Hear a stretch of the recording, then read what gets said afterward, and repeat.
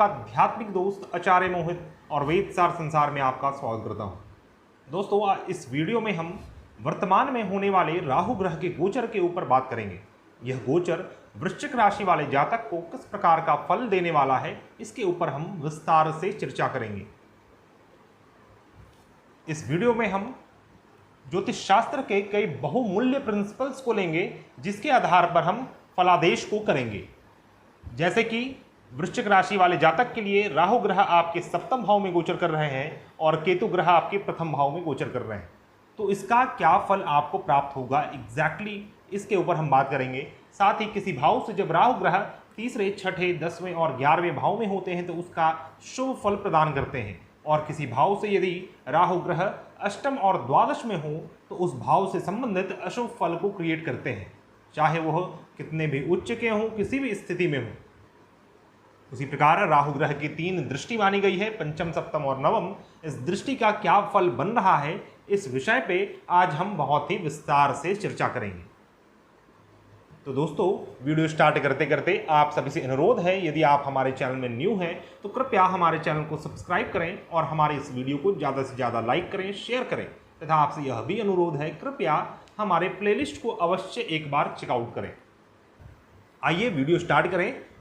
जैसा कि आप सभी जानते हैं, 23 सितंबर 2020 को राहु ग्रह मिथुन राशि से वृषभ राशि में गोचर करने वाले हैं। तो इस वृषभ राशि में गोचर सभी जातकों के लिए अलग अलग प्रकार के फल को प्रदान करने वाले हैं।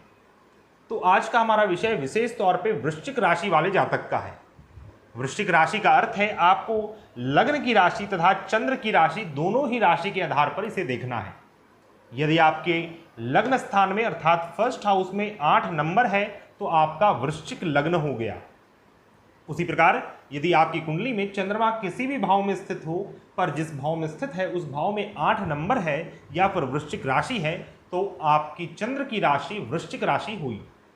तो दोस्तों, यहाँ पर दोनों राशियों से समझने का तात्पर्य यह है कि आपके लग्न की राशि से हम आपकी फिजिकल चीज़ों को देखते हैं, एग्जैक्टली आपके साथ क्या घटित होगा, वास्तव में जीवन आपको किस प्रकार के सिचुएशन परोसेगा, ये सभी चीज़ें हम आपके लग्न की राशि से देखते हैं, जो कि मोस्ट इंपॉर्टेंट है किसी भी गोचर को देखने के लिए। उसी प्रकार जब चंद्र की राशि के आधार पर हम देखते हैं तो उससे हम आपके मनोभाव, मनोस्थिति, आपके इमोशन, फीलिंग, आपका कॉन्शियस माइंड को देखते हैं। इस गोचर के कारण आपके मन की स्थिति क्या होगी, आपका क्या मन करेगा, इन सभी चीज़ों को आपके चंद्र की राशि से देखते हैं। अतः आपको यह ध्यान देना है कि आपको अपने लग्न की राशि का वीडियो अलग से देखना है और जो आपके चंद्र की राशि है उसका भी अलग से आपको फलादेश देखना है, और इन दोनों का फलादेश को जब हम मिलाएंगे तब एक सटीक फलादेश सामने आएगा। उसी प्रकार एक मैंने वीडियो बनाया था जिसमें सुदर्शन चक्र में किस प्रकार राहु और केतु के गोचर को समझे या फिर किसी भी गोचर को समझे, इसे भी आप अवश्य देखें, क्योंकि उसमें एक सूर्य की राशि के ऊपर मैंने वर्णन किया था कि सूर्य की राशि पे गोचर किस प्रकार देखते हैं और क्यों देखते हैं। वह आपके पूर्व जन्म के परस्यूट्स को दर्शाता है, वह आपके आध्यात्मिक परस्यूट्स को दर्शाता है। आपका प्रारब्ध अभी आपसे क्या चाहता है, इस गोचर से प्रारब्ध आपका क्या चाहता है, यह सभी चीज़ें हम सूर्य कुंडली से देखते हैं। अतः आपको सूर्य कुंडली भी अवश्य देखनी चाहिए, लेकिन हम यहाँ पर सिर्फ आपके लग्न की कुंडली तथा चंद्र की कुंडली अर्थात दोनों की राशियों के ऊपर बात कर रहे हैं। तो दोस्तों, इस गोचर को समझने के लिए सबसे पहले हमें यह जानना होगा कि यह वृषभ राशि क्या है और राहु ग्रह क्या है। वृषभ राशि ज्योतिष शास्त्र में कुंडली का द्वितीय भाव मूल रूप से है। आपकी कुंडली का द्वितीय भाव परिवार, आपका एसेट्स, आपका जमा धन, परिवार से प्राप्त वैल्यू सिस्टम अर्थात आपका अपना संस्कार है। साथ ही किस प्रकार के भोजन आप करना पसंद करते हैं, किस प्रकार की वाणी बोलते हैं, आपकी वाणी, आपका नेत्र, इन सभी चीज़ों को कुंडली के द्वितीय भाव से अर्थात वृषभ राशि से देखते हैं। वृषभ राशि के स्वामी शुक्र ग्रह माने गए हैं, जो कि राहु ग्रह के अपने मित्र ग्रह माने जाते हैं। शुक्र ग्रह एक बहुत ही मेटेरियलिस्टिक ग्रह है और राहु भी एक मेटेरियलिस्टिक ग्रह है, अर्थात दोनों ही भौतिकवाद प्लैनेट है। अतः दोनों का बहुत ही अच्छे से बनता है, इसीलिए राहु ग्रह वृषभ राशि में भी उच्च के माने जाते हैं। और राहु ग्रह की जब हम बात करते हैं तो ज्योतिष शास्त्र में राहु ग्रह को पाप तथा भ्रमितता का कारक ग्रह माना गया है। इसे काल पुरुष का दुख, शोक और पीड़ा माना जाता है। अतः आप समझ सकते हैं राहु किस प्रकार का प्लैनेट है। यह बहुत ही डिप्लोमेटिक, कुटिल, चालाक, इंटेलिजेंट, बुद्धिमान तथा महापराक्रमी ग्रह है। इसके कैरेक्टरिस्टिक को यदि समझना है तो हम शास्त्रों के कुछ छोटे छोटे कथा को ले सकते हैं। जैसे कि एक कथा यह सामने आती है कि राहु ग्रह जैसे ही जन्म लेता है वैसे ही वह अपने सौतेले भाई सूर्य से युद्ध करने पहुंच जाता है, और उसका मत यह था कि मुझे इस सूर्य को हराकर इसके पद को हासिल करना है। और बहुत ही बुरी तरीके से वह मुंह खाकर हार जाता है, नीचे की ओर गिरता है। उस दिन से वह प्रण लेता है कि मैं इस सूर्य को एक दिन अवश्य हरा के रहूंगा और इसके पद को हासिल करूंगा। उसी दिन से राहु ग्रह का दुश्मनी सूर्य से स्थित हो गया। तो आप देख सकते हैं राहु इतने बाल्य अवस्था में ही उतने भयावह सूर्य से लड़ने चला गया। अतः वह किसी भी प्रकार के कार्य को सिद्ध कर सकता है, अपने पराक्रम से कहीं पर भी अपने कार्य को सिद्ध कर सकता है। महापराक्रमी माना गया है, और इसीलिए कई शास्त्रों का यह मत है कि राहु ग्रह आपकी प्रथम भाव में यदि स्थित हो तो वह आपको सूर्य के समान फल देने वाले होते हैं, लेकिन सूर्य के फल को नाश कर देते हैं। दोस्तों, शास्त्रों में एक और भी कथा मिलती है जिसमें हमें यह पता चलता है कि समुद्र मंथन के समय जब देवता अमृत पान कर रहे थे तो उस मध्य एक स्वर भानु नामक राक्षस देवताओं के मध्य जाकर अमृत पान कर लेता है। उसी बीच सूर्य और चंद्रमा विष्णु जी को बतलाते हैं कि यह एक राक्षस है। अतः विष्णु जी अपने सुदर्शन चक्र से उसके धड़ और सर को अलग कर देते हैं। उसी समय से वह राहु और केतु बन जाता है। लेकिन इस कथा से हमें यह शिक्षा मिलती है कि राहु किस प्रकार का प्लैनेट है, बहरूपिया है, माया का अधिपति देव है। वह किसी भी प्रकार के इन्वायरमेंट में अपने आप को स्टेबल कर लेता है, ढाल लेता है। किसी भी प्रकार के इन्वायरमेंट में बहुत ही ईजिली वे में एडजस्ट हो जाता है। यदि राहु की हम बात करें तो वह पराक्रम के साथ साथ कुटिल, चालबाज, धोखेबाज, साथ ही नीतज्ञ, अनेक नीतियों को जानने वाला है। तो दोस्तों, राहु ग्रह क्या सिर्फ नुकसान ही करते हैं? क्या राहु से सिर्फ पाप फल ही प्राप्त होता है? तो मैं आपको बतला दूं, राहु ग्रह परब्रह्म परमात्मा का दूत माना गया है। इसका रीजन क्या है? रीजन यह है कि राहु और केतु आपके प्रारब्ध कर्मों को दर्शाता है। आपके प्रारब्ध कर्म के अनुसार आपको इस जन्म में फल प्रदान करता है। आपके कृत्य कर्मों का फल राहु और केतु ग्रह ही प्रदान करते हैं, और राहु और केतु ग्रह ही आपको वह फल प्रदान करके आपके स्पिरिचुअल साइकिल को कंप्लीट करते हैं, जिसके कारण राहु और केतु ही मुक्ति प्रद ग्रह माने गए हैं, मुक्ति प्रदान करने वाले ग्रह माने गए हैं।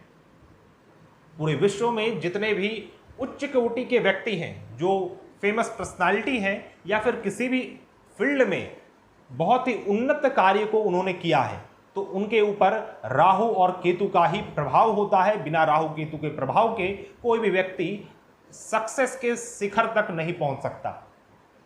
इस कलयुग में राहु ग्रह को महापराक्रमी और राजा के समान माना गया है।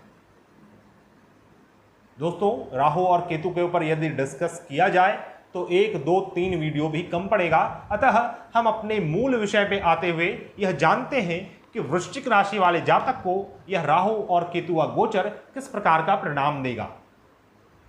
यहां पर मैं राहु और केतु के क्या भाव वाइज फल मिल रहे हैं इसके ऊपर डिस्कस करूंगा, लेकिन सिर्फ और सिर्फ राहु ग्रह के ऊपर बात की जाएगी। अन्य भाव से राहु का अपना स्थान जब हम देखेंगे तो सिर्फ राहु के ऊपर बात करेंगे, क्योंकि वीडियो काफ़ी लंबा होने वाला है, बहुत विशिष्ट विश्लेषण होगा, इसलिए हम सिर्फ राहु ग्रह को कवर कर रहे हैं। यदि केतु ने चाहा तो हम केतु के ऊपर भी वीडियो लाएंगे, चूंकि मुझे यह वीडियो बहुत पहले ही अपलोड करना चाहिए था। समय की कमी रहने के कारण आपको सिर्फ और सिर्फ राहु का विश्लेषण दिया जा रहा है। राहु ग्रह वृश्चिक राशि वाले जातक के लिए आपके सप्तम भाव में गोचर करेंगे और केतु ग्रह आपके फर्स्ट हाउस में गोचर करेंगे। तो दोस्तों, राहु और केतु का यह गोचर वृश्चिक राशि वाले जातक के लिए मैं आपको बता दूं थोड़ा सा अशुभ रहने वाला है, क्योंकि उसका रीजन यह है कि राहु ग्रह कभी भी सप्तम भाव में उत्तम फल प्रदान नहीं करते हैं और केतु ग्रह आपके फर्स्ट हाउस में भी अच्छा फल प्रदान नहीं करते हैं। यदि आप एक भौतिक इंसान हैं, यदि आपको जीवन की सभी सुख सुविधा चाहिए, एक प्रोस्पेरिटी भरा जीवन चाहिए, राहु और केतु ग्रह का यह प्लेसमेंट बिल्कुल भी सुखद नहीं है। लेकिन यदि आप एक आध्यात्मिक व्यक्ति हैं तो फिर आपको यह समय, यह गोचर थोड़ा आपको अच्छा परिणाम दे सकता है। लेकिन इसकी क्या क्या विषमताएं हैं, इसके ऊपर हम आइए बात करते हैं। सबसे पहले तो राहु ग्रह आपके सप्तम भाव में गोचर कर रहे हैं। तो राहु एक पाप तथा भ्रमितता का कारक ग्रह है। कुंडली का सप्तम भाव आपके विवाह, पार्टनरशिप, आपके रिलेशनशिप, आपकी पत्नी, आपके स्पाउस का स्थान है। और राहु एक मेटेलिस्टिक ग्रह है, एक अलगाव, एक फॉरेन एलिमेंट का ग्रह है और द्वैत स्वभाव को क्रिएट करता है, मल्टीपल पर्सनालिटी को क्रिएट करता है। तो यहां पर आपके स्पाउस के लिए तथा आपके खुद के रिलेशनशिप के लिए भी अच्छा नहीं है। पॉसिबल है कि इस समय एक से अधिक रिलेशनशिप आपको प्राप्त करवाए राहु। कहीं ना कहीं भौतिक रूप से यह आपको देखने में अच्छा लगेगा, लेकिन यह समस्याएं क्रिएट करेगा, लाइफ में कॉम्प्लिकेशंस क्रिएट करेगा और उस कॉम्प्लिकेशन के कारण बाद में जाकर आपका जीवन दूभर हो सकता है। सप्तम भाव कुंडली का मारक स्थान माना गया है। मृत्यु का भाव सप्तम भाव माना जाता है क्योंकि यह आयु का भाव है, अष्टम भाव। और अष्टम भाव से जब द्वादश भाव को देखते हैं जो कि सप्तम भाव है, अर्थात कि आयु का व्यय को हम मृत्यु कह सकते हैं। अतः राहु यहां पर आपको मृत्यु तुल्य कष्ट देने का सामर्थ्य रखते हैं। आपको थोड़ा सा संभल कर रहने की आवश्यकता है। आपको ध्यान से रोड में रहना है। रोड में अगर आप कोई भी ड्राइविंग कर रहे हैं तो आपको आराम से ड्राइविंग करना है। थोड़ा सा आपको ऑपरेशन जैसे चीज़ों से बच कर रहना है, क्योंकि अवश्य ही इस समय राहु ग्रह इस प्रकार की स्थिति उत्पन्न करेंगे। आपके रिलेशनशिप में अनेक उतार चढ़ाव उत्पन्न होंगे। आपका रिलेशनशिप टूट सकता है, अलगाववादी स्थिति बन रही है, आपके अपने स्पाउस से आपको दूर रहना पड़ सकता है। तो इस प्रकार की स्थिति बन रही है। किसी भी प्रकार के संबंध के लिए यह समय ठीक नहीं है। अगर आप व्यापारी हैं तो थोड़ा सा आपको अच्छा फल दे सकता है यहाँ पर राहु। यदि आप बिजनेसमैन हैं तो आपके अंदर वह कैपेसिटी, वह आपके अंदर ऐसी काबिलियत को बिल्टअप करेगा कि आप किसी प्रकार के डील को बहुत ही डिप्लोमेटिक तरीके से कर पाएं, जिससे सिर्फ आपका ही फायदा हो। तो इस प्रकार का प्रभाव राहु अपने गोचर से आपको देने वाला है। उसी प्रकार जब हम केतु ग्रह को देखते हैं तो केतु आपके लग्न स्थान में स्थित है। आपका लग्न आपका मान सम्मान, आपका अपना स्वास्थ्य, अपना शरीर का स्थान है, सुख दुख का स्थान है। और केतु एक अलगाववादी ग्रह है। पाप ग्रह तो है ही, अलगाववादी ग्रह है, अर्थात कि आइसोलेशन क्रिएट करता है। अतः आप समाज से आइसोलेटेड हो सकते हैं। आपकी जो आइडेंटिटी है, आपका जो स्टेटस है, वो आइसोलेटेड हो सकता है, संकीर्ण हो सकता है।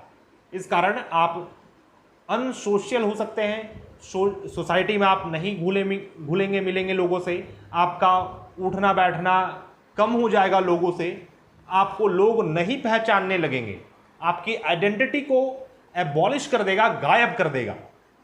तो कहीं ना कहीं केतु और राहु का यह गोचर वृश्चिक राशि वाले जातक के लिए सुखद नहीं है। अनेक प्रकार से यह आपको इफेक्ट करने वाला है। कुंडली का फर्स्ट हाउस और seventh house most important house माना गया है।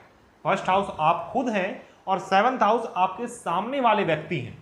तो इस बार क्या होने वाला है कि आपको अधिक नुकसान होगा और जो आपके सामने वाले व्यक्ति हैं उन्हें फायदा होने वाला है आपसे, जिस कारण आप किसी भी प्रकार के डील में आपको लॉस होने की संभावना अधिक रहेगी। इस समय आपको थोड़ा सा संभल कर रहने की आवश्यकता है। लेकिन क्या यह राहु केतु का गोचर सिर्फ और सिर्फ आपको अशुभ फल ही देगा? मैं आपको बतला दूं, गोचर को देखने का एग्जैक्ट तरीका सिर्फ जहां पर बैठे हुए हैं राहु और केतु वह नहीं है।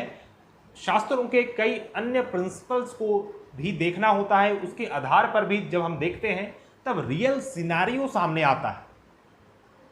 यहां पर मैंने लिखा है किसी भी भाव से जब तृतीय, छठे, 10वें और एकादश में राहु ग्रह होते हैं तो उस भाव से रिलेटेड आपको शुभ फल प्रदान करते हैं।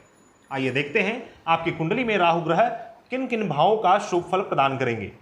आपके द्वितीय भाव से राहु ग्रह छठे भाव में स्थित है। जब हम यहां से काउंट करेंगे 1 2 3 4 5 6। उसी प्रकार कुंडली के पंचम भाव से राहु ग्रह तृतीय स्थान में स्थित है। कुंडली के नवम भाव से राहु ग्रह आपके दशम भाव में स्थित है और कुंडली के दशम भाव से राहु ग्रह एकादश भाव में स्थित है। तो दोस्तों आपकी कुंडली का द्वितीय, पंचम, नवम तथा दशम भाव का राहु ग्रह शुभ फल आपको देंगे। आइए समझते हैं इसका क्या एग्जैक्ट फलादेश है। आपकी कुंडली के द्वितीय भाव से राहु ग्रह छठे भाव में गोचर कर रहे हैं, अर्थात कि द्वितीय भाव से रिलेटेड जो भी रोग, ऋण और शत्रु है राहु ग्रह उसमें कंट्रोल करने वाले हैं। कुंडली का द्वितीय भाव आपका परिवार, धन, जमा धन का स्थान है। अभी आपके परिवार के सदस्यों का स्थान है। तो परिवार में, परिवार के माहौल में कुछ भी स्थिति खराब हो रही थी, कलह की स्थिति थी, किसी रोग, ऋण और शत्रु की स्थिति बन रही थी, तो उन सभी चीज़ों का नाश राहु ग्रह यहाँ पर गोचर करके करेंगे। आपके परिवार का स्थान, आपके परिवार का माहौल बहुत ही प्रफुल्लित भरा हुआ हो जाएगा। आपके परिवार में कई सारे मंगल कार्य सिद्ध होंगे। तो यह समय आपके परिवार के लिए अच्छा है, आपके जमा धन के लिए अच्छा है।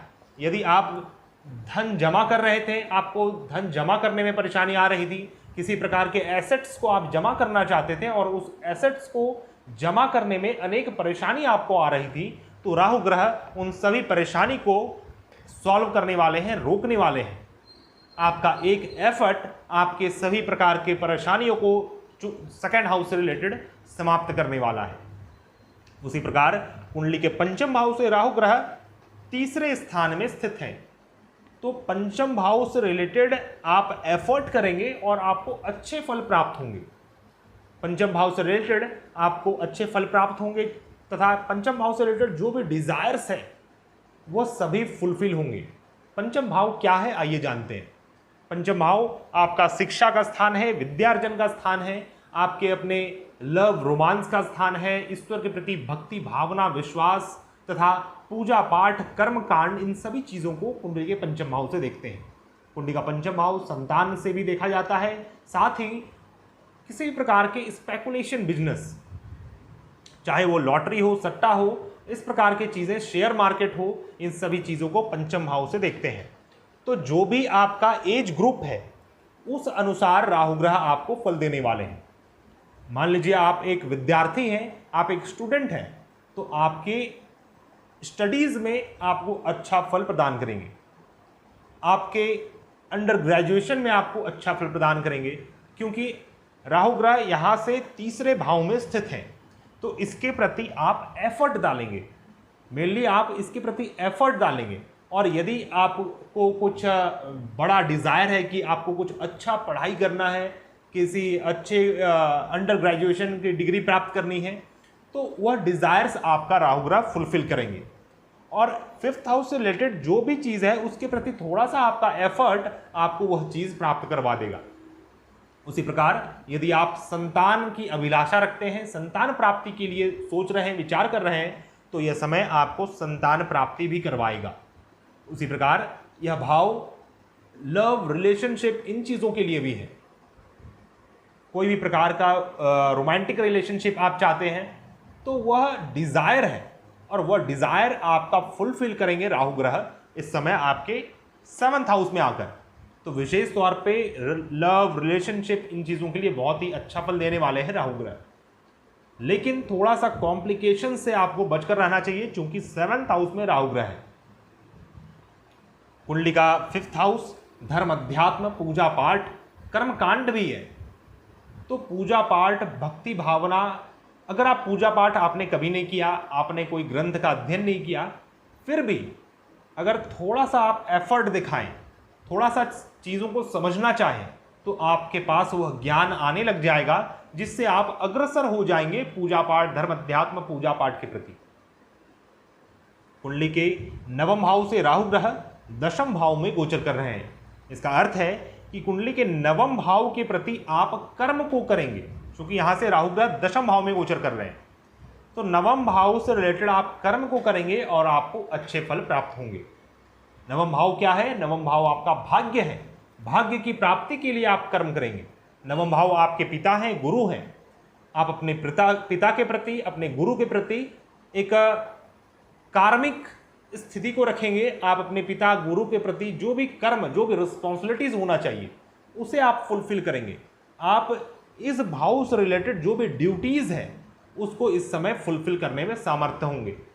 यह स्थान आपके स्पिरिचुअल प्लेसेस का है, तीर्थाटन का है, तीर्थ स्थान का है, हायर फिलॉसफी ऑफ लाइफ का है।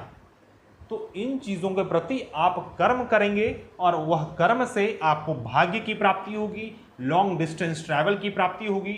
उस लॉन्ग डिस्टेंस ट्रैवल में विशेष तौर पे आप कोई तीर्थ स्थान, कोई आइसोलेटेड प्लेस आप विजिट कर सकते हैं, तो बहुत ही अच्छा समय है। और यदि आप कोई तीर्थाटन करना चाहते हैं तो अपने स्पाउस के साथ, अपने संबंधियों के साथ आप करें, तो आपको और भी अधिक अच्छा फल प्राप्त होगा। भाग्य की प्राप्ति के लिए यह अच्छा समय है। आप देख सकते हैं कि राहु ग्रह आपके पंचम भाव और नवम भाव, इन दोनों भावों को अच्छा बना रहे हैं, अच्छा फल प्रदान कर रहे हैं। तो ये समय आपके पंचम और नवम के लिए बहुत ही अच्छा है। साथ ही एक केंद्र भाव में भी राहु ग्रह आपका अच्छा फल प्रदान करेंगे। कुंडली के दशम भाव से राहु ग्रह एकादश भाव में है, अर्थात दशम भाव से रिलेटेड गेन्स होंगे, दशम भाव का गेन होगा। यदि आप लंबे समय से जॉबलेस हैं, आपको जॉब चाहिए, कई प्रयास आपने किए, जॉब नहीं मिल रहा, जॉब नहीं लग रहा, तो यह आपका एक अच्छा समय आया है। इस समय राहु की कृपा से आपको अच्छे जॉब प्राप्त होंगे। जो भी आप अभिलाषित हैं अपने कर्म स्थान के प्रति, मान लीजिए आप जॉब करते हैं, आपको हायर पोस्ट में जाना है, आपको प्रमोशन चाहिए, तो उन सभी चीज़ों के प्रति राहु ग्रह कर्म करने वाले हैं और उस कर्म से आपको गेन्स प्राप्त होंगे। अपने पिताजी से आपको अच्छे परिणाम प्राप्त होंगे, सरकार, अपने बॉस से आपको अच्छे परिणाम प्राप्त होंगे, आपके परिवार के सदस्य आपकी वाहवाही करेंगे तथा आपके बॉस या फिर आपके उच्च अधिकारी आपको एक अच्छे उत्थान, अच्छे लेवल तक पहुंचाने के लिए कर्म करेंगे। अर्थात कि आपको अपने बॉस से अच्छे फल प्राप्त होंगे, उसी प्रकार पिता से भी अच्छे फल प्राप्त होंगे। और सरकार, यदि सरकार से किसी प्रकार का कर्म है या फिर कोई लीगल एलिगेशन, इस प्रकार की चीज़ें आपके ऊपर चल रही हैं, कोई कोर्ट कचहरी का चक्कर चल रहा है, तो सरकार से इस समय आपको नुकसान नहीं होगा। मैं आपको बतला दूं, आप आराम से आगे बढ़ें। जो भी चीज़ें हैं, राहु ग्रह इस समय उस चीज़ को क्रॉस करेंगे, फुलफिल करेंगे और आपका life 10th house, 9th house, 5th house और 2nd हाउस, इन चारों भावों के प्रति अच्छा होने वाला है। उसी प्रकार एक और भी प्रिंसिपल मैंने बतलाया कि राहु ग्रह जिस भी भाव से अष्टम और द्वादश में होते हैं वहां पर से रिलेटेड सदैव अशुभ फल को क्रिएट करते हैं। कुंडली के आपके द्वादश भाव से राहु ग्रह अष्टम भाव में स्थित है और आपके अष्टम भाव से राहु ग्रह द्वादश भाव में स्थित है। पहले हम द्वादश भाव का बात करते हैं। तो द्वादश भाव के लिए यह षडाष्टक योग का निर्माण करते हैं। जब हम इस भाव से गिनते हैं तो राहु ग्रह अष्टम में है और इस भाव से जब हम वह स्थान तक गिनते हैं तो राहु ग्रह आपके छठे भाव में है, अर्थात द्वादश भाव में रोग, ऋण और शत्रु, और फिर द्वादश भाव का लॉस, द्वादश भाव की मृत्यु। अर्थात क्या है? अर्थात कि आपके दादी जी की मृत्यु होने की संभावना इस समय बनती है। यह आपकी दादी के प्लेस का स्थान है। इस जगह से हम आपके जीवन में किसी प्रकार के लॉसेस को देखते हैं, तो आपको अपने लॉसेस में कंट्रोल रखना है, क्योंकि राहु ग्रह इस समय आपको विदेश स्थान से अच्छे खबर प्राप्त नहीं होने देंगे। विदेश स्थान से रिलेटेड आपको लॉसेस बने रहेंगे। यदि आप किसी प्रकार के एक्सपोर्ट इंपोर्ट के व्यापार को करते हैं तो उसमें आपका पूरा माल खराब होने वाला है, या तो आप मंगवाते हो या भेजते हो, आपकी स्थिति गंभीर होने वाली है। आपको इस समय उस कार्य को रोककर विद इन इंडिया ही काम को करना चाहिए। यदि आपका पहले से कोई एग्रीमेंट किया हुआ है, मान लीजिए इस आपने 6 महीने पहले ही कोई एग्रीमेंट आपका हो गया है, फिर आप उसमें काम आगे प्रोसीड कर सकते हैं। लेकिन कोई नया एग्रीमेंट, कोई नया डील इस समय एक्सपोर्ट इंपोर्ट से रिलेटेड या फिर फॉरेन लैंड से रिलेटेड आपको नहीं करने हैं। यदि आप करेंगे तो आपको लॉसेस होंगे 100%। उसी प्रकार यह आपके मन को, आपके शरीर को भी हताश करने वाला रहेगा। आप ऐसा फील करेंगे कि बस पॉकेट आपका नीचे से खुल गया है और पैसा निकल ही रहा है, पैसे निकलते ही जा रहे हैं। तो इस समय आपको थोड़ा सा संभल कर रहने की आवश्यकता है। अपने खर्च में अंकुश लगाएं और धर्म स्थान में थोड़ा दान करें। गुरुओं के प्रति थोड़ा दान की भावना रखें। कोई भी मंदिर, कोई आइसोलेटेड प्लेस जहाँ पर कोई तीर्थ स्थान हो, कोई मंदिर हो, वहाँ पर जाकर आप नित्य 1 रुपये ही पर वहाँ के दान पेटी में डालें। इससे आपका राहु ग्रह जो द्वादश भाव से रिलेटेड अशुभ फल है वो देना बंद करेगा। और यदि आपकी दादी जी लंबे समय से बीमार चल रही थी तो उनके लिए यह समय अच्छा नहीं है। दादी जी आपकी बीमार हो सकती हैं, उनको आप आयुर्वेदिक या फिर होम्योपैथिक जो भी आप ट्रीटमेंट है अभी से शुरू करवा दें, अन्यथा वो समस्याएं खड़ी होंगी और धन भी खर्च होगा। कुंडली के अष्टम भाव से राहु ग्रह द्वादश भाव में स्थित है। इसका अर्थ है कि अष्टम भाव से रिलेटेड चीजों का लॉस होना। कुंडली का अष्टम भाव आपका वैवाहिक जीवन है, वैवाहिक सुख है, यौन सुख है।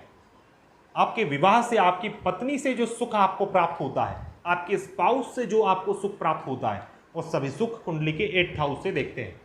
कुंडली का 8th हाउस जीवन में विघ्न, बाधा, संकट और बड़ा शत्रु, गुप्त रोग, इन सभी चीजों को दर्शाता है। साथ ही यह अकल्ट, मिस्टिसिज्म, स्पिरिचुअलिटी, सेक्सुअलिटी, इन सभी चीजों को दर्शाने वाला है। तो इन सभी चीजों का लॉस होगा। अतः आपके वैवाहिक जीवन में सबसे पहले ये आपके वैवाहिक जीवन को नाश करेगा, वैवाहिक जीवन के सुखों को नाश करेगा। आप अपने वैवाहिक जीवन के किसी प्रकार के सुख को भोग नहीं पाएंगे, क्योंकि उसमें अनेक बाधाएं उत्पन्न होंगी, उससे रिलेटेड लॉसेस लगे रहेंगे। आप यदि बड़ा लोन लेना चाह रहे हैं तो आपको अभी नहीं लेना चाहिए, क्योंकि यह बड़े लोन का स्थान है। छोटा लोन का स्थान यह है और बड़ा लोन का स्थान यह है 8th हाउस। तो आपको बड़ा लोन नहीं लेना चाहिए। विशेष तौर पे यदि व्यापारिक कार्य के लिए ले रहे हैं तो आपको बिल्कुल भी नहीं लेना चाहिए। बड़ा लोन आप यदि लेंगे अनेक समस्याओं में फंस जाएंगे। पूरे 18 माह तक आप उसे नहीं चुका पाएंगे और उसके बाद की स्थिति भी गंभीर बनी रहेगी। यह समय लोगों से, यह स्थान मेनली दूसरे लोगों का, छोटे लोगों का धन का स्थान है।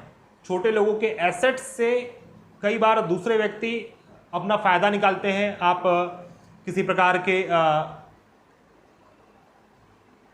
गिरवी का काम करते हैं, दूसरे का एसेट्स लेकर उसे धन देते हैं, तो इस प्रकार के कार्य को भी आपको नहीं करना चाहिए, नहीं तो आपको लॉसेस अधिक होंगे। यह समय आपके वैवाहिक जीवन के लिए अच्छा नहीं है। आपके अकल्ट, मिस्टिसिज्म, इन प्रकार के प्रैक्टिसेस को यदि आप करते हैं, योगा, प्राणायाम, सिद्धि, साधना, मंत्र जप या फिर कोई भी तांत्रिक क्रिया, इस प्रकार की क्रियाओं में आपको असफलता प्राप्त होगी। इस समय आप पूरे 18 माह किसी भी नए प्रकार के कार्य को शुरू ना करें। तो दोस्तों, हमने यहाँ पर यह जाना कि किस प्रकार राहु और केतु आपके सप्तम और प्रथम में फल देने वाले हैं। उसी प्रकार किसी भाव से जब तीसरा, छठा, 10वां और 11वें भाव में राहु हो, जैसे कि आपके द्वितीय भाव, पंचम भाव, नवम भाव और एकादश भाव को राहु ग्रह अच्छा फल प्रदान कर रहे हैं, उसी प्रकार आपके द्वादश और अष्टम को राहु ग्रह बुरा फल प्रदान कर रहे हैं। आइए जानते हैं राहु ग्रह की दृष्टि आपको क्या फल देने वाली है। जैसा कि हम जानते हैं, राहु का अपना पंचम, सप्तम और नवम दृष्टि पड़ता है। राहु का यहां पर पंचम दृष्टि आपके एकादश भाव में पड़ रहा है, राहु का सप्तम दृष्टि आपके प्रथम भाव में पड़ता है और राहु का नवम दृष्टि आपके 3rd हाउस में पड़ रहा है। राहु एक पाप ग्रह है, एक क्रूर ग्रह है। अतः इस पाप ग्रह की दृष्टि जिस भी भाव में पड़ती है, उस भाव से रिलेटेड जो भी शुभ फल है उसमें कमी उत्पन्न करता है। राहु का पांचवा दृष्टि सीखने के लिए अधिक होता है। राहु जहां पर भी पांचवा दृष्टि डालते हैं उस भाव से कुछ सीखना चाहते हैं। यदि आप उसके डिजायर को फुलफिल करेंगे तो राहु आपको उस भाव से रिलेटेड अच्छा फल प्रदान करेगा, अन्यथा आपको भ्रमित ही रखेगा, आपको घुमाते रहेगा। राहु का पंचम दृष्टि एकादश भाव में पड़ने से आपके एकादश भाव में कई सारे चेंजेस आते हैं। मेनली कुंडली का जो सबसे बेस्ट हाउस है, सबसे शुभ हाउस है, वो नवम और एकादश होता है। आपके एकादश भाव में राहु की पंचम दृष्टि पड़ रही है, अतः आपके एकादश भाव से राहु कुछ सीखना चाहते हैं। आपके व्यापार स्थान में बैठे हुए हैं, आपके लव रिलेशनशिप स्थान में बैठे हुए हैं, और यहाँ से 11th हाउस से कुछ सीखना चाहते हैं राहु ग्रह। अतः आपके नेटवर्क सर्कल, आपके फ्रेंड सर्कल, आपके अपने कलीग्स, इन चीज़ों से राहु कुछ सीखना चाहते हैं। और इस कारण क्या है कि आपके नेटवर्क सर्कल के लोग, आपके कलीग्स, आपके फ्रेंड सर्कल लोग आपसे परेशान होने लगेंगे। मे बी आप उन लोगों को पसंद ना आने लगे, या फिर आपका नेटवर्क सर्कल, आपका फ्रेंड सर्कल दूषित हो जाएगा। गलत लोगों के साथ आप आचरण करने लगेंगे, गलत लोगों के साथ आप उठने बैठने लगेंगे, और यह समय फिर आपको अशुभ फल प्रदान करेगा। आपकी कुंडली का एकादश भाव आपका अपना इनकम का स्थान है, फिक्स्ड इनकम का स्थान है। तो आप अपने फिक्स्ड इनकम को बढ़ाने के लिए साम दाम दंड भेद का प्रयोग करेंगे, और उस कारण आप और समस्याओं में पड़ेंगे। आपको अधिक डिजायर नहीं रखना चाहिए। वैसे तो राहु का यह दृष्टि आपको डिजायर्स क्रिएट करेगा कि आप अपने कर्म स्थान में आगे बढ़ें, आप अपने इनकम को आगे बढ़ाएं। तो इस समय अपने डिजायर्स को थामे रखना चाहिए। साथ ही यह बुध का हाउस है। यदि आप अपनी बुद्धि का प्रयोग करते हैं तो आपको ऑटोमेटिकली ही अपने आय में वृद्धि मिलेगी। आप अपने आय में वृद्धि कर पाएंगे, अपने कार्य स्थान में उपलब्धि प्राप्त कर पाएंगे। लेकिन राहु की यह दृष्टि आपके कार्य स्थान में आगे बढ़ने से आपको अड़चन बाधा क्रिएट कर सकता है। कार्य स्थान में प्रमोशन में आपको बाधाएं उत्पन्न होंगी। तो यह समय आपके 11th हाउस के लिए मिला जुला फल देने वाला है। राहु अपने शाम दाम दंड भेद से अपने आय को तो बढ़ाकर ही रहेगा, लेकिन यह आपके 11th हाउस को दूषित भी कर रहा है। अतः आपको सतर्क होना चाहिए। अपने नेटवर्क सर्कल, अपने फ्रेंड्स, अपने कलीग्स से आपको थोड़ा सा संभल कर रहने की आवश्यकता है, क्योंकि उनके मध्य कुछ आपके विरुद्ध कोई नीति चल सकती है। वह आपके विरुद्ध कोई नीति अपना सकते हैं, जिसके कारण आप कर्म स्थान में आगे ना बढ़ पाएं। राहु ग्रह की सप्तम दृष्टि आपके प्रथम भाव में पड़ रही है। राहु का सप्तम दृष्टि सर्वाधिक अशुभ माना गया है, इसलिए यह आपके लग्न स्थान को घायल करेगा।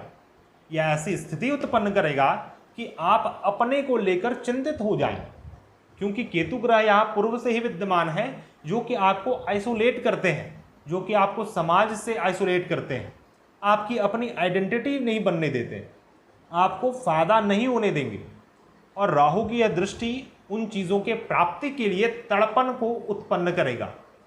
आपके अंदर यह तड़पन उत्पन्न होगा कि आप अपनी आइडेंटिटी बनाए, समाज में आपका मान प्रतिष्ठा हो, आपको सुख की प्राप्ति हो, आपको स्वास्थ्य की प्राप्ति हो। लेकिन चूंकि केतु ग्रह पहले से ही बैठे हुए हैं, तो वो तो होने वाला नहीं है इस बार, और इस कारण आपको दुख की अनुभूति होगी। आप इस समय दुख को भोग सकते हैं। यदि आप राहु केतु के इस दृष्टि को यदि नहीं संभाल पा रहे हैं तो फिर आपको दुख होगा। राहु केतु का यह दृष्टि किस प्रकार से काम करता है, हम वीडियो के अंत में बात करेंगे। आइए हम बात करते हैं राहु का नवम दृष्टि आपको किस प्रकार का परिणाम दे रहा है। राहु का नवम दृष्टि किसी भी चीज के रिसर्च के प्रति होता है। जिस भी भाव में वह दृष्टि डालते हैं, उस भाव से रिलेटेड राहु कुछ रिसर्च करना चाहता है, कुछ डीप फाइंड करना चाहता है। और आपके थर्ड हाउस आपका एफर्ट का स्थान है। आपके पराक्रम, आपके एफर्ट, किसी भी कार्य को करने के लिए जो क्षमता, जो परिश्रम लगता है, जो संघर्ष लगता है, इन सभी चीज़ों को थर्ड हाउस से देखते हैं। कुंडली का थर्ड हाउस आपके यंगर सिबलिंग्स का स्थान है, आपके छोटे भाई बहन का स्थान है। तो इन चीज़ों के प्रति आप अपना दिमाग लगाएंगे कि आप किसी कार्य में कैसे नीति अपना सकते हैं जिससे आपको सफलता प्राप्त हो। इन चीज़ों के प्रति आप अपना दिमाग लगाएंगे। चूँकि यहाँ पर आपके 10th हाउस को राहु ग्रह अच्छा बना रहा है, तो इस कारण क्या है कि आपकी नीतियां आपके साथ होंगी, आपका साथ देंगी। आप जो भी नीति बनाएंगे चीज़ों को एकॉम्प्लिश करने के लिए, अपने कार्य को निकालने के लिए, राहु आपको उस चीज़ में मदद करेंगे कि आप अपने कर्म को साध पाएं। लेकिन यह आपके पराक्रम के लिए थोड़ा सा नुकसानप्रद रहेगा। वैसे तो राहु ग्रह एक पराक्रमी ग्रह है, लेकिन जहां पर बैठते हैं वहां पर से रिलेटेड पराक्रम की स्थिति उत्पन्न करते हैं, लेकिन इनकी दृष्टि भय को उत्पन्न करती है। यदि पराक्रम भाव में राहु की दृष्टि पड़ जाए तो जातक के अंदर कोई अवांछित भय बना रहेगा, आपके मन में किसी न किसी प्रकार का भय बना रहेगा, और उस भय के कारण आपका मन आक्रांत हो सकता है, आप डरे हुए रहेंगे। आपके छोटे भाई बहन के लिए भी ये समय थोड़ा ठीक नहीं रहेगा, साथ ही शॉर्ट डिस्टेंस ट्रैवल से आपको नुकसान हो सकता है। दिन मुहूर्त आदि देखते हुए ही आपको ट्रैवल करना चाहिए इस समय।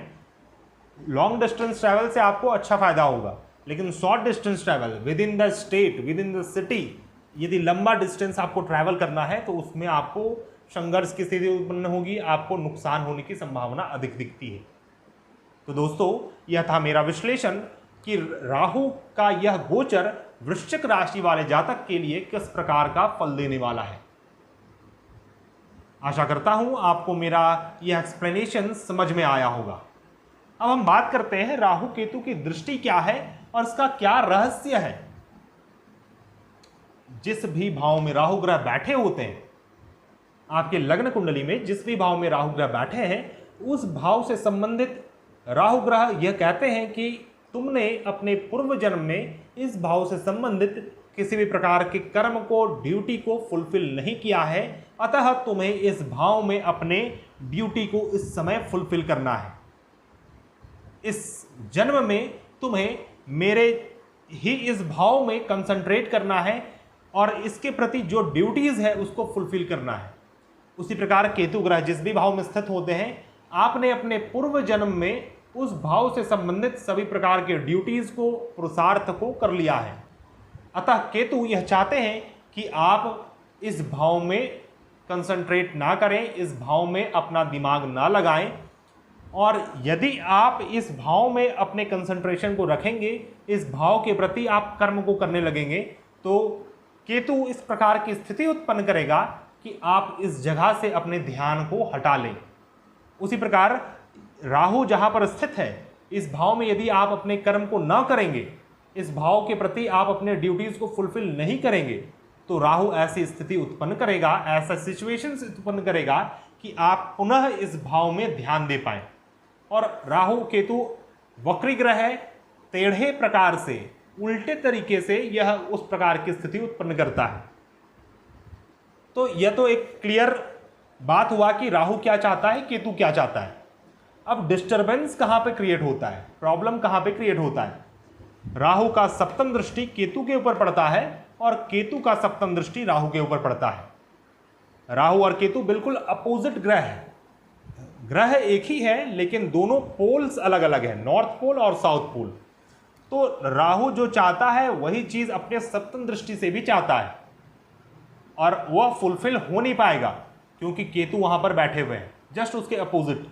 उसी प्रकार केतु जो इस भाव से चाह रहा है, उसकी दृष्टि इस भाव से भी वही चाहेगी, यहां से अलगाववादी स्थिति उत्पन्न करेगा, जो कि एक टग ऑफ वार की तरह है।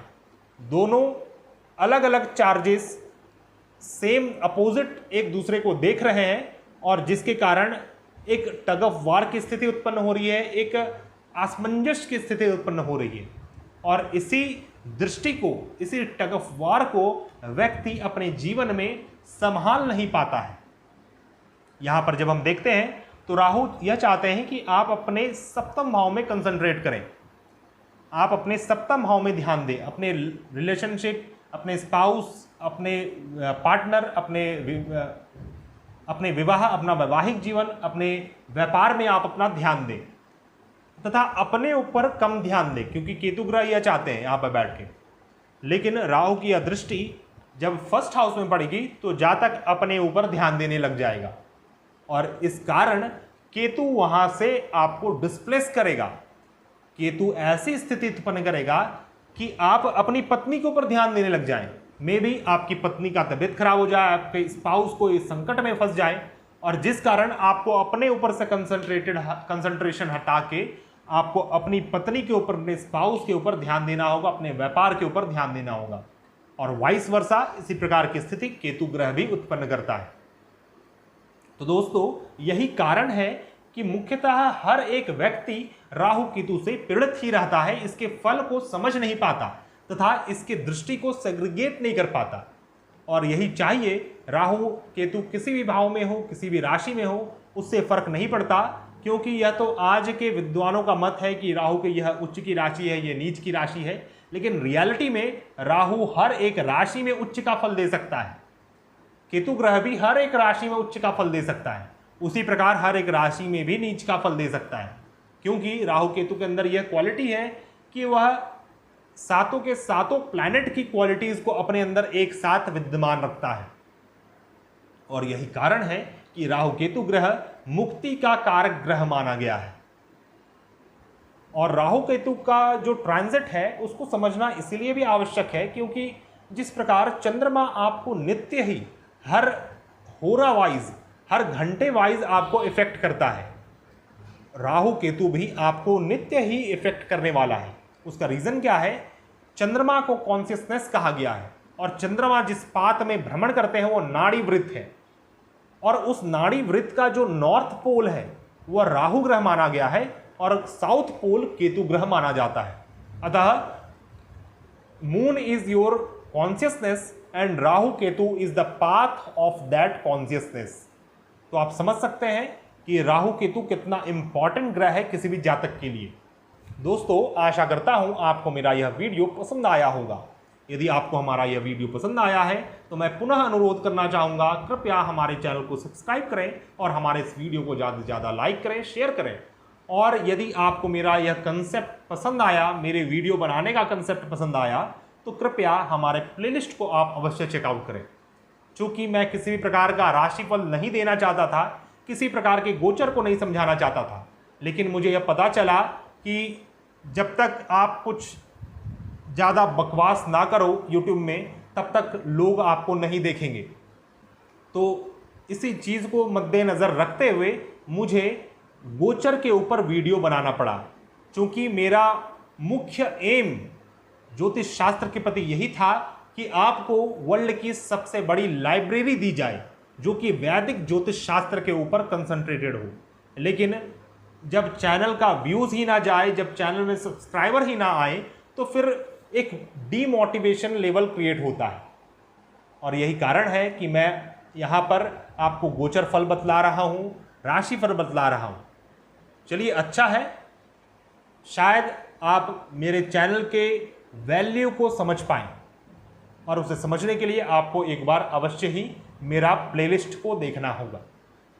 दोस्तों वीडियो समाप्त करते करते यदि आप किसी भी प्रकार की समस्या से जूझ रहे हैं और उसका समाधान ज्योतिष शास्त्र के माध्यम से चाहते हैं तो आप हमारे से कांटेक्ट कर सकते हैं। हमारा कांटेक्ट डिटेल्स आपको मेरा डिस्क्रिप्शन बॉक्स मिल जाएगा तथा स्क्रीन में फ्लैश आउट हो जाएगा। हम मिलते हैं नए वीडियो में, तब तक के लिए धन्यवाद। जय हिंद।